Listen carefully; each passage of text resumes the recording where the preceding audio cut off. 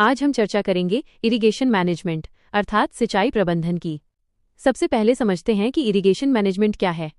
इसका अर्थ है फसलों को सही समय पर सही मात्रा में और वैज्ञानिक तरीके से सिंचाई जल उपलब्ध कराना। इसका उद्देश्य जल उपयोग दक्षता बढ़ाना, जल की बर्बादी रोकना तथा सतत कृषि को बढ़ावा देना है। इरिगेशन मैनेजमेंट के प्रमुख उद्देश्य हैं कृषि उत्पादन बढ़ाना, जल की बर्बादी कम करना, फसल उत्पादकता में वृद्धि करना, जल सुरक्षा सुनिश्चित करना तथा सतत खेती को प्रोत्साहित करना। भारत में सिंचाई के प्रमुख स्रोत हैं नहरें, कुएं, ट्यूबवेल, तालाब, नदियां, जलाशय, वर्षा जल संचयन तथा भूजल। इन सभी स्रोतों का संतुलित उपयोग जल संसाधनों के संरक्षण के लिए आवश्यक है। अब सिंचाई की प्रमुख विधियों की बात करें। सतही सिंचाई में नहर सिंचाई, बेसिन सिंचाई तथा फरो सिंचाई शामिल हैं। वहीं आधुनिक तकनीकों में drip irrigation, sprinkler irrigation, micro irrigation तथा प्रिसिजन इरिगेशन प्रमुख हैं। विशेष रूप से ड्रिप और स्प्रिंकलर तकनीक कम पानी में अधिक उत्पादन देने में सहायक हैं। इरिगेशन मैनेजमेंट के अनेक लाभ हैं। इससे फसल उत्पादन बढ़ता है, एक वर्ष में कई फसलें ली जा सकती हैं, मिट्टी की नमी बनी रहती है, किसानों की आय स्थिर होती है, खाद्य सुरक्षा मजबूत होती है, जल उपयोग दक्षता बढ़ती है तथा जलवायु परिवर्तन के प्रभावों का सामना करने में सहायता मिलती है।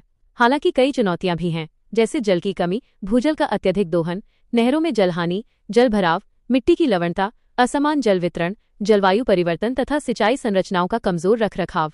इन समस्याओं के समाधान के लिए सरकार ने कई महत्वपूर्ण योजनाएं शुरू की हैं। प्रधानमंत्री कृषि सिंचाई योजना, जिसका उद्देश्य हर खेत को पानी है, सिंचाई का दायरा बढ़ाने और जल उपयोग दक्षता सुधारने पर केंद्रित है।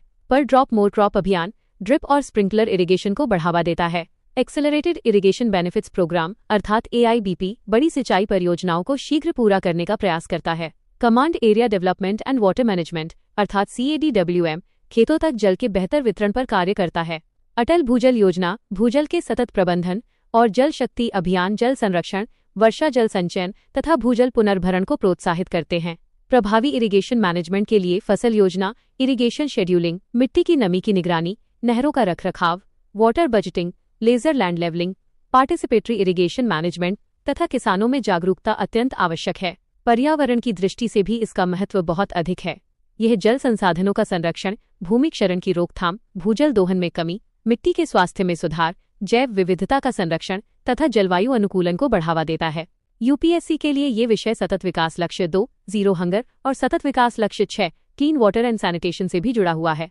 यह सतत कृषि, ग्रामीण आजीविका और बेहतर जल शासन को मजबूत करता है। अंत में आगे का मार्ग है माइक्रो इरिगेशन का विस्तार, कम पानी वाली फसलों को बढ़ावा, वाटर यूजर एसोसिएशंस को मजबूत करना, वर्षा जल संचयन, स्मार्ट इरिगेशन तकनीकों का उपयोग, नहर अवसंरचना में सुधार, सामुदायिक भागीदारी तथा समेकित जल संसाधन प्रबंधन को अपनाना।